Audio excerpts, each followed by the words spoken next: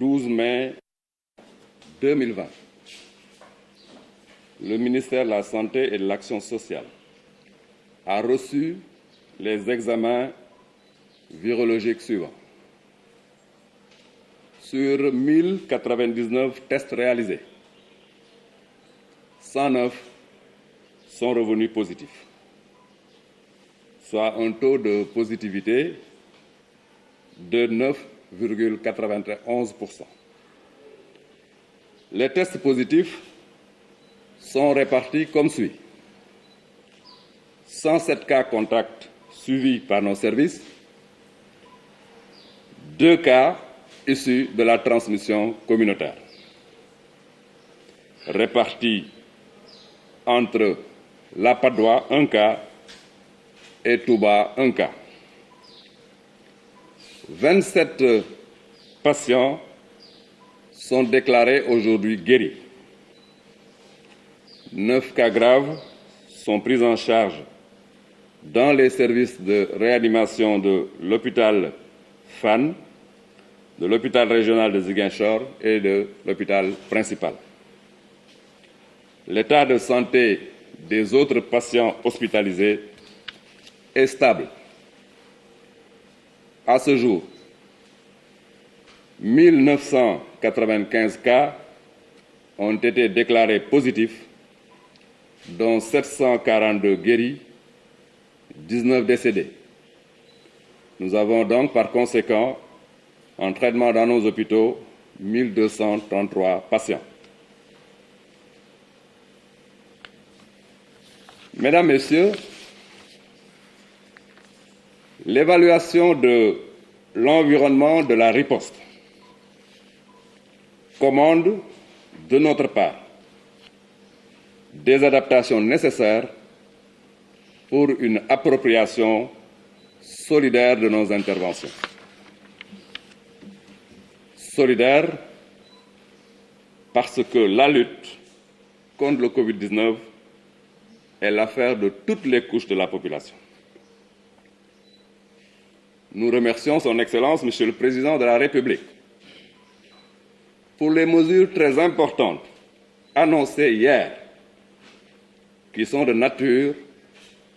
à renforcer la cohésion sociale et la sérénité dans le pays. Nous le remercions également pour la confiance qu'il a bien voulu renouveler à l'endroit de tous les personnels de santé et de tous les acteurs du ministère de la Santé et de l'Action sociale dans le cadre de cette riposte contre le Covid-19. Après la résolution de l'équation des cas importés, la problématique des cas communautaires demeure. Seule l'unité de conviction des communautés nous permettra de venir à bout de ce fléau. Mesdames, Messieurs, conformément aux instructions du chef de l'État, la procédure de rapatriement des dépouilles de nos compatriotes établis à l'étranger sera définie dès aujourd'hui en rapport avec le ministre des Affaires étrangères et des Sénégalais de l'extérieur. La cohésion d'action et la nouvelle sérénité socio-économique doivent constituer un écosystème permettant d'éviter toute stigmatisation à l'endroit des personnes malades ou guéries du Covid. Je lance un appel à la population afin qu'elle continue de collaborer harmonieusement avec le personnel de santé dont la seule motivation reste sa protection contre la maladie. L'analyse des données récentes indique que la bataille doit être plus soutenue, particulièrement à Dakar. C'est ainsi qu'un groupe d'intervention viendra renforcer le CRGE de Dakar, pour lui permettre d'infléchir la courbe épidémique dans un contexte d'une nouvelle stratégie de lutte. Cette option stratégique ne doit nullement occasionner un relâchement. Elle doit plutôt créer un environnement de confiance pour l'adhésion de tous à la lutte contre le Covid-19. Je vous remercie. ma jàngal leen communiqué wu situation wu bésu tey bi tey talaata fukki fan ak ñaar ci mois de mai 2020 ministère de la santé et de l'action sociale jot na résultat test yi ñu def tey ci junne ak juróom-ñeent fukk ak juróom-ñeenti test yi ñu def téeméer ak juróom-ñeent ñoo ñëw nekk yu positif ba ndëg ñoom ñoo am jàngari ci téeméer ak juróom-ñeent yooyu téeméer ak juróom-ñaar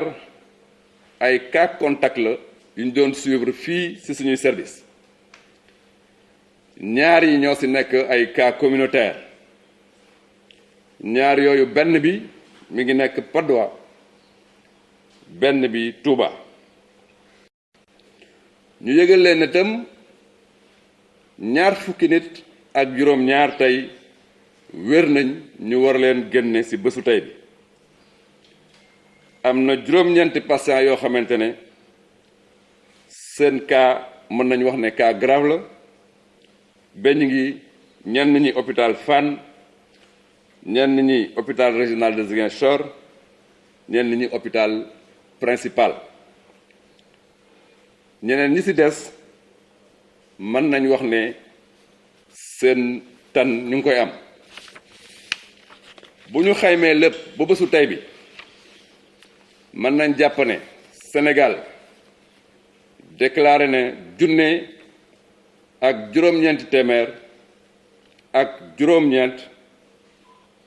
junne ak juróom-ñeenti téeméer ak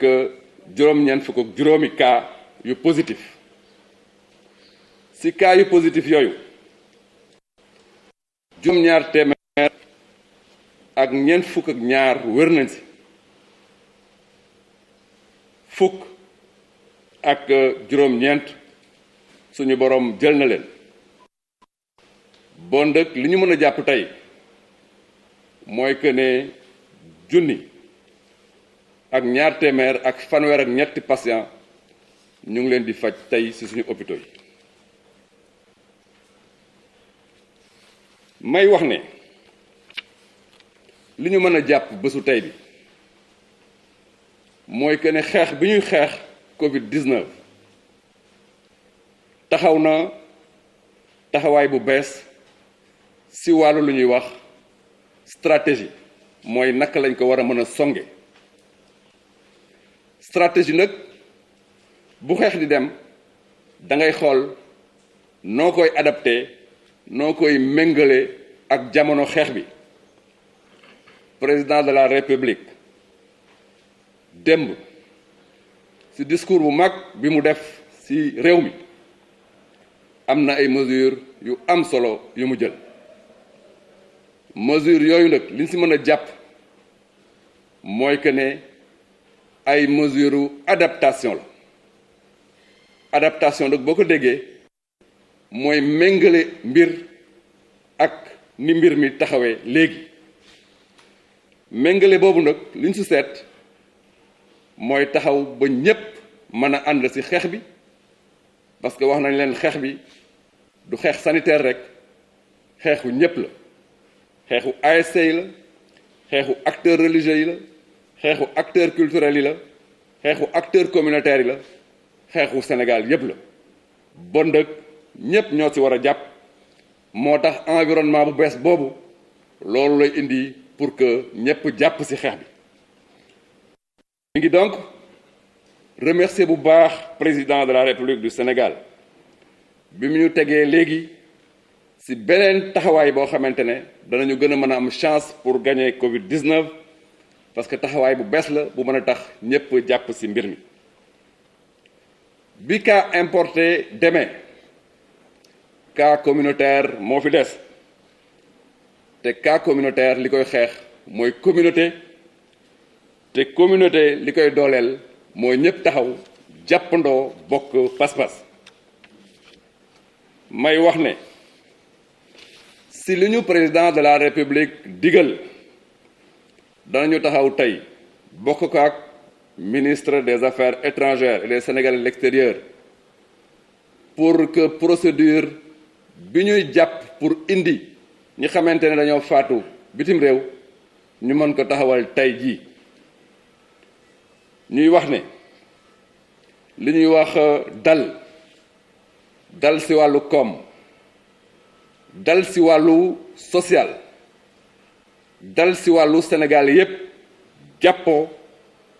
pour bañ a boddi ñi xamante ne dañoo am feebar bi dal boobu la mesure yu bees yi indi ñu ci bu baax président de la République. dal boobu ñun personnel de santé yi ma leen di féliciter au passage bi leen président njukkalee féliciter leen démb su guddi ba pare may wax ne dal boobu danañu gën a yëmbal suñu liggéey dana tax bu ñu duggee ci quartier yi ñépp nanguñu ñu liggéey pour aar askan bi. may wax ne bi ñu xaymee taxawaayu feebar bi ci réew mi seetlu nañ ne bu ñu ko gañee Dakar danañ ko gañee fépp. taxawaay boobu feebar bi am ci Dakar dafa tax ñu jël benn groupe d'intervention muy kuréel boo xamante ne dañ koy dolli boole ko ak comité régional de gestion Dakar pour que Dakar ñu am taxawaay boo xamante ne danañ fi génn Covid-19 te yaakaar naa ne bu fi génnee liy des ci réew mi du bari. taxawaay bu bees boobu nag bu ñu ko jàppee mukk que ne yolomal la mais changer taxawaay la taxawaay boo xamante ne danañ gën a mën a jox ay chance